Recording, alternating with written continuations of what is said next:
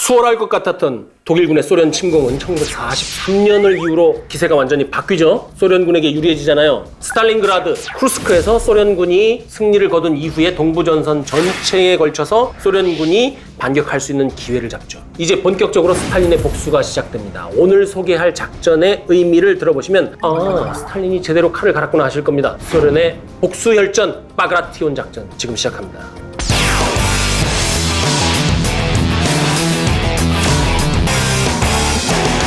(1944년 6월 22일은) 독일이 바바로사 작전으로 소련을 공격한 지 3년째 되는 날이었어요. 이날 소련은 강화된 4개 집단군을 운용을 해서 독일군 중부 집단군을 공격합니다. 이것이 바그라티온 작전이에요.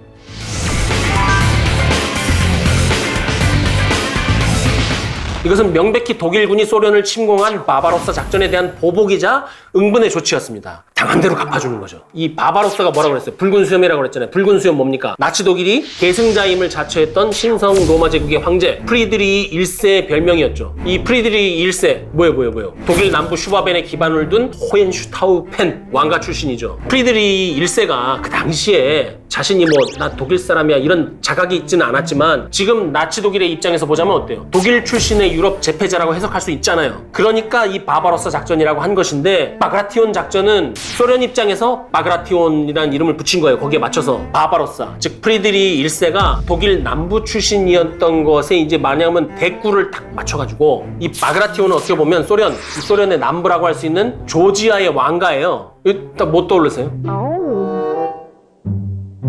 스탈린이 조지아 출신이라고 했잖아요. 그걸 맞춘 거라니까. 복수심에 불타서. 바그라티온 출신 중에서도 이 18세기에 표트르 바그라티온 사람이 있어요. 이 사람이 나폴레옹 전쟁 당시에 러시아 제국군 장군이었어요. 이거를 갖고 이제 뭐라고 해석할 수 있어요? 바바로사에 대한 소련의 대답이 바로 바그라티온이었구나. 이렇게 이해하시면 될 것 같아요. 자, 이 바그라티온 작전은 그러면 소련군의 단독 작전이었느냐 하면 그렇지 않죠. 연합군 차원의 작전 단계로 봤을 때는 1944년 6월 6일에 실시된 노르망디 상륙작전과 연계된 작전으로 병행한 작전으로 실시된 작전인 거예요. 자, 전황을 좀 살펴보죠. 독일의 상황 먼저 보겠습니다. 당시에 동부전선에서 독일은 1943년 쿠르스크 전투 여기서 대패를 했죠. 그 이후에 소련한테 밀려가지고 계속 서쪽으로 가고 있는 상황이죠. 이제 철수. 당연히 독일이 보냈던 북부, 중부, 남부 집단군 얘들은 목표를 달성을 못한 거죠. 그리고 이제 패퇴하는 겁니다. 그리고 이제 당연히 독일 자체가 패배할 수도 있다는 생각을 이제 막 하는 거예요. 이제 망했다. 지금 이 생각을 하고 있는 거죠, 다. 그런데 이 상황에서 지휘 통제 통신 체계를 유지를 해서 퇴각을 하고 있었다면 아마 상황은 좀 달랐을 수도 있어요. 그런데 히틀러가 이 군사적인 상황에 관여하는 그 좌지우지 이랬다 저랬다. 이게 또 퇴각 상황에서 독일이 가질 수 있었던 기회의 창을 닫아버립니다. 히틀러가 이때 집착한 건 뭐냐면 땅이에요. 땅. 어떻게든지 마지막까지 그래도 영토는 차지해보려고. 이 영토를 차지한 채 시간을 끌면 나중에 협상을 할 수 있잖아요. 이 땅 중에서도 이제는 어디? 우크라이나를 중심으로 한 그 남부 곡창지대. 이것만은 이제 포기할 수가 없다. 그래가지고 군대를 그래서 남부 집단군으로 보내는 거예요. 마지막까지 갖고 있던 그 한줌 예비 최후의 보루를 지금 남부 집단군에 보낸 상황이란 말이죠. 이 순간부터는 독일은 이제 더 이상 희망이 없어요. 소련의 상황을 좀 볼까요? 소련은 독일이 원하는 대로 싸워주지 않습니다. 우크라이나로 소련군이 가면 독일군이 거기 준비를 했잖아요. 대비를 했잖아요. 그리고 예비부대까지 갔잖아. 더 치열하게 전투가 벌어질 것이었는데 소련군은 일단 야 니네가 원하는 대로 우리가 싸워줄 필요가 뭐 있어? 싫어? 니네 주력과 우리 안 싸워. 너네 약점으로 우린 공격할 거야. 중부 집단군 정면을 공격해버려요. 그러니까 이것을 군사 이론의 관점에서 분석하면 통상 이렇게 합니다. 서로가 생각하는 중심, 이때의 중은 가운데 중자가 아니라 무게 중자예요. Center of Gravity. Center of Gravity가 달랐던 거예요. 독일군은 그러니까 정치적인 관점에서 정치적, 전략적으로 중요한 지점이 남부 지역이라고 판단한 반면 소련군은 보다 작전적인 관점에서 보다 좀 순수하게 군사적이고 전술적인 관점에서 독일군 힘의 근원인 중부 집단군 여기가 중심이라고 본 것이죠. 뭐 이렇게 해석할 수도 있어요. 이 스탈린은 바바리안들은 러시아 영토 따위 우크라이나 곡창지대 따위 거기 있는 기름 따위 민중 재산 이런 게 지금 중요한 게 아니라 독일군을 최대한 많이 죽이고 그 대가를 치르게 하고 차후에 소련 밖에 있는 나라들과 어떻게 세계를 나누어 가질 것이냐 이런 그림을 그리고 있었기 때문에 중앙으로 해서 최대한 남의 땅으로 많이 돌파해서 들어가는 게 지금 유리한 거죠. 빼앗긴 땅 그건 어차피 나한테 다시 돌아올 거야. 지금 연합군이 이기면 내 땅을 연합군이 달라고 그러겠어요? 그건 어차피 내 건데 내 것, 네 것도 이제 내 것 지금 이걸 가는 거예요. 소련은. 자, 이제 작전이 어떻게 진행되는지 작전 경과를 좀 얘기를 해보죠. 1944년 6월 22일의 일입니다. 이날이 작전 개시일이에요. 그리고 그 다음날 소련군이 독일군 방어선을 동시다발적으로 공격을 해서 돌파를 하죠. 그리고 이때 더 무서운 건 뭐냐면 소련군이 이런 전술을 사용해요. 이 전술 뭔지 맞춰보세요. 병력의 절대 우세, 인명 피해에 대한 전혀 관심 없음. 어떻게 보면 좋게 평가하면 냉혹한 판단이라고 할 수 있고, 이때만 사용할 수 있는 치명적인 전술. 뭐예요? 인내 전술. 네, 인내 전술입니다. 근데 인내 전술이 우리는 이제 알잖아요. 인내 전술, 바다? 바다처럼 이렇게 많이 온다는 인내 전술이 아니에요, 여러분. 인내 전술이 뭐냐면 그 파도의 특성을 얘기하는 거예요. 이거 다른 얘기인데 6.25 전쟁 때 무슨 기록이 있냐면 600m 안에 6개 연대가 3일 내내 단 1시간도 쉬지 않고 들어온 적이 있어요. 그게 재파식 공격 혹은 인내 전술입니다. 이 인내 전술은 방금도 말씀드렸지만 굉장히 특이한 조건이 갖춰져야 쓸 수 있습니다. 일단은 그거 말고는 다른 방법이 없을 때, 그런데 마침 인구수가 많고 정치 군사적으로 독재나 폭정이 가능해서 인내 전술을 쓴 것에 대한 비난으로 자신이 차지한 권력의 피해를 안 받을 때만 이걸 쓸 수 있는 거예요. 그러니까 소련하고 중공만 쓸 수 있는 거예요. 공산당들 쓰는 거예요. 그러니까 인내 전술을 못 써서 안 쓰는 게 아니라니까요. 인내 전술은 쓰면 안 되는 전술이에요. 그런데 문제는 여기에 장사 없죠. 이건 정말 치명적인 물량입니다. 동시다발 공격을 한 데다가 돌파구를 뚫고 거기다가 인내 전술. 독일군 여기에 대응을 못해요. 소련군이 워낙 잘 싸운 데다가 지금 독일군 정이 어디가 있어요? 남쪽 우크라이나 가 있잖아요. 그러니까 그냥 계속 뚫리는 거예요. 그리고 제대로 된 부대도 없었어요. 그 중부 집단군에 있는 부대는 대부분 보병사단이었어요. 독일 부대는. 그래서 어떤 평가에 보면 전투 단위로 기능할 수 있는 기갑부대가 없었다. 어떤 대대에는 전차가 몇 대밖에 없었대요. 독일군은 제대로 된 부대가 없었다. 여기에 비해서 소련군은 지금 전차하고 자주포만 지금 4,000대 들릴 수밖에 없죠.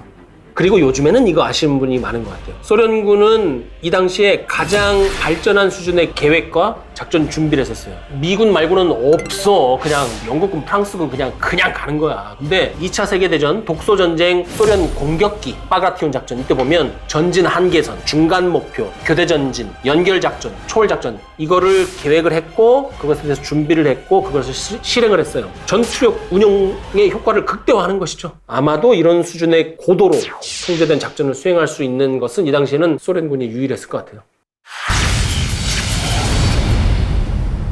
한편 이때 핵심 부대가 누구냐면 독일 제9군입니다. 이 독일 제9군 전체가 마브리스크라고 있어요. 마브리스크. 여기서 이제 포위될 뻔해요. 독일 국군 전체가. 여기가 이제 민스크라는 곳 있잖아요. 여기 전략적으로 중요한 이 민스크 남동쪽으로 보면은 약 140km 떨어진 곳이에요. 독일 제9군이 거대한 집단이 포위되는 데는 뭔가 대단히 문제가 있는 거예요. 이렇게 된 가장 큰 원인이 뭐였냐면 현장 야전 부대에 대한 지나친 상급 사령부의 개입입니다.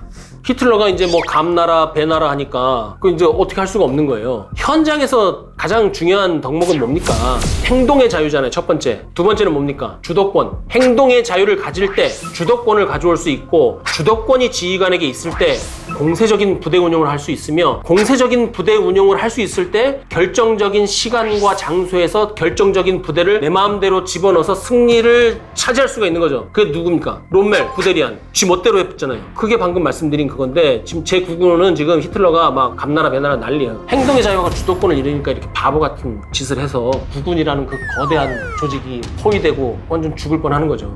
이러고 있는 상황에서 또 소련군이 너무 잘 싸우네. 그래갖고 이제 독일군이 이때 북쪽에서부터 제3기갑군, 4군, 9군 이렇게 배치되어 있었는데 정확히 그 제3군하고 4군 사이, 4군하고 그 기갑군 사이 요 전투지경선을 따라서 소련군이 그냥 와도 되는데 그 전투지경선을 따라서 절묘하게 돌파한 거예요. 그러니까 결과적으로 어떻게 돼요? 안 그래도 후달리는 부대인데 각 부대의 연결이 끊어지고 제4군이 이제 포위가 되고 이 포위된 지점의 중심을 향해서 소련군이 강력하게 들어가가지고 심지어 소련군이 지가 갖고 있는 제일 센 부대 제5근위 전차군이라고 있어요. 이 부대를 집어넣어가지고 그냥 하고 싶은 대로 다 해요. 거기서 막 폭주합니다. 그냥. 이때 독일 제4군에서 3만 명 그리고 독일 제9군에서 7만 명이 전사해서 10만 명 이상이 전사했는데도 히틀러가 후퇴하지 말라고 그래요. 이제 날짜가 넘어갑니다. 6월 28일이 돼요. 히틀러가 이 중부집단군 사령관 부슈를 갑자기 해임을 합니다. 철수, 퇴각 혹은 뭐 이런 요청을 계속하니까 이제 딱 해임을 하고 이때부터는 이제 히틀러 맹신자, 나치 신봉자를 이제 측근을 갖다 앉히죠. 이때 온 게 누구냐면 히틀러의 소방수 알터 모델. 이 사람 지독한 나치주의자, 지독한 히틀러주의자예요. 중부집단군 사령관으로 말터 모델을 보내는 거죠. 근데 이때 상황이 아주 절망적이었어요. 중부 집단군 예하 부대가 모두 소련군에 의해서 작전적으로 절단당한 상태. 그리고 격파, 포위, 전멸될 위험을 다 갖고 있는 상황에서 말터 모델이 가는 거죠. 이 모든 위기는 더군다나 후퇴를 허용하지 않는 히틀러의 집착으로 인해서 점점 더 위기가 극단적으로 치닫고 있는 상황에서 간 거예요. 포위는 이미 완성돼 있어요. 너는 이미 죽어 있다. 그 상황에 지금 있는 거 이제 독일군은 이제 잠시 후가 될지 내일이 될지 모르겠지만 이제 죽어 있는 상황이에요. 소련군이 이제 완전히 승기를 잡았어. 이제 공격을 제대로 한번 해서 정말 된통 뜨거운 맛을 보여주겠어. 그리고 이제 여유를 가지고 전선 정비를 하는 게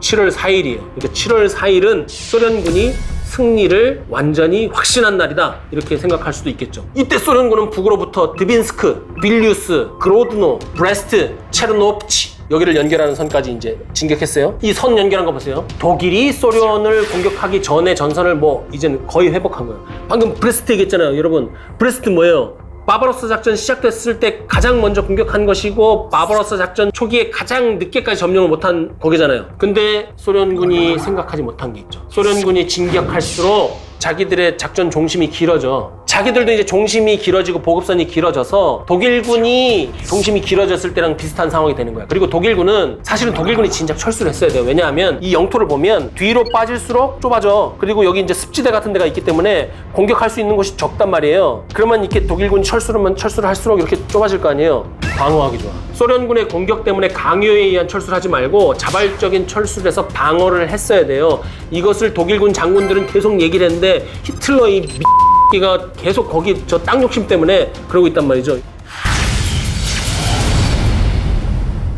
그러나 한편으로는 발트해에 인접한 지역, 거기 독일군이 있을 거 아니에요. 얘들이 방어력이 상대적으로 강해진다고 하더라도 방어력이 강한 뭐야? 소련군 더 강했는데. 소련군 오면 얘들은 바다에 포위돼요. 바다 등지고 포위가 돼요. 그러니까 이제 얘들은 이제는 더 이상 상황이 좋아져서 싸울 수가 없어. 얘들도 철수를 해야 돼. 근데 소련군은 지금 복수하고 싶어. 바다에 몰아넣고 얘들을 다 몰살시키고 싶어. 그래갖고 발트해 쪽으로 엄청나게 공격을 해서 갑니다. 리투아니아의 중심으로 이제 들어가서 독일군을 막 미친듯이 추격합니다. 그래갖고 독일군을 한 3만 명까지 죽여요. 7월 중순 이후에는 공격하던 소련군 부대에 공세 종말점이 오죠. 더 이상 공격을 지속할 수 없는 뭔가 조치를 취해야 돼요. 특히 선봉에서 처음부터 독일군을 그야말로 도륙내다시피 했던 소련 제5근위 전차군, 얘들은 작전 수행이 불가해져요. 이때 어쩌면 기회가 한 번 더 왔을 수도 있어요. 독일군의 기회의 창이. 제5근위 전차군이 깊숙이 들어왔다가 공세 종말점에 도달을 해가지고 그 돌출부에 이렇게 놓인단 말이에요. 그걸 역포위해서 소련군의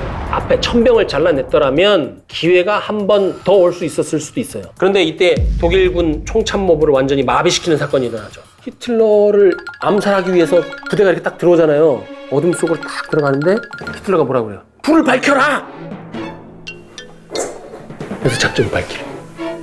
이 히틀러 암살 미수 사건에 대해서 사실은 큰 평가는 없는 걸로 알고 있어요. 이게 어떤 영향을 미쳤는지. 근데 저는 7월 20일 암살 미수 사건으로 인해서 독일군 총참모부의 작전 지휘 체계가 완전히 뻐그러짐으로 인해서 소련군 천병부대가 독일군의 역포위당해서 작전 전체가 상황이 달라질 수 있는, 독일군이 어쩌면 그 질긴 생명을 조금이라도 더 연장할 수 있는 그 기회를 놓치게 되지 않았을까 이렇게 생각을 해요. 어쨌든 그런 기회는 날아갔고 8월이 되었을 때 소련군은 기세를 몰아서 계속 진격합니다. 8월 중순이 됐을 때는 폴란드 바르샤바를 눈앞에 두고 있었어요. 여기서 이제 멈춰요. 갑자기 멈춰요. 이때 이제 새삼 등장하는 인물이 말터 모델 장군. 말터 모델과 그의 참모진에 의해서 예상치 못한 매우 큰 타격을 소련군이 입어요. 그리고 공세의 템포마저 빼앗겨요. 난데없이 이제 와서 8월 달에 소련군이 마지막까지 기세를 몰아서 완전히 독일군을 경멸하지 못한 것은 이 말터 모델의 우주방어 전략 때문입니다. 말터 모델 장군하고 소련군이 그때 왜 멈췄는지 지금 얘기하면 김새니까 그거는 나중에 말터 모델 장군에 대해서 다룰 때 한번 말씀을 드리기로 하고요. 이제 8월 말이 되었을 때는 바그라티온 작전의 마무리 단계에 들어갑니다. 독일군은 지금 이미 작전 한계점을 넘어선 붕괴 직전 상황이죠. 전멸되기 직전의 상황입니다. 여기까지 버틴 것도 진짜 용한 거예요. 독일군에 26개 사단이 있었는데 이 시점에서 완전히 26개 사단이 붕괴가 되고 작전 기간 동안에 독일군이 40만 명의 전사상자가 발생했어요. 17만 명 전쟁은 포로고 이젠 싸울 여력이 없어요. 그러면 이 상황에서 소련군은 뭐 해야 됩니까? 누워있는 시체나 다름없는 독일군을 계속 공격해봤자 필요가 없죠. 다음 단계로 가야 되는 거예요. 전략적, 정치적으로. 폴란드, 바르샤바 지나가야죠. 비스와 강을 건너가지고 슬로바키아, 헝가리 들어가야죠. 왜? 조금이라도 많은 땅을 확보해놔야 전후 처리 과정에서 배상금이라든지 아니면 그 이후에 올 국제정치의 세계에서 유리한 고지를 차지할 수 있잖아요. 그래서 1944년 10월까지 여기저기로 막 들어가는 거예요. 피해도 컸죠. 그러나 그 피해는 계산된 모험이었다.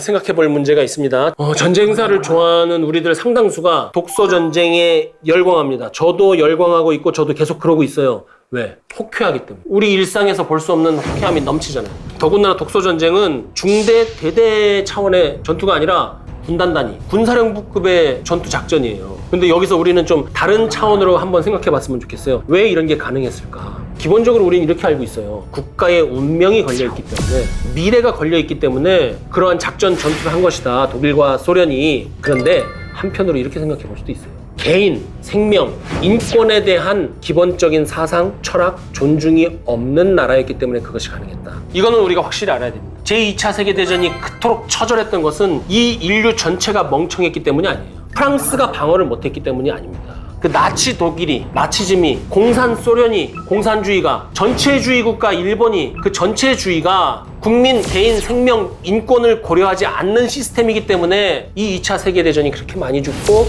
처절해진 겁니다. 그들 때문이에요.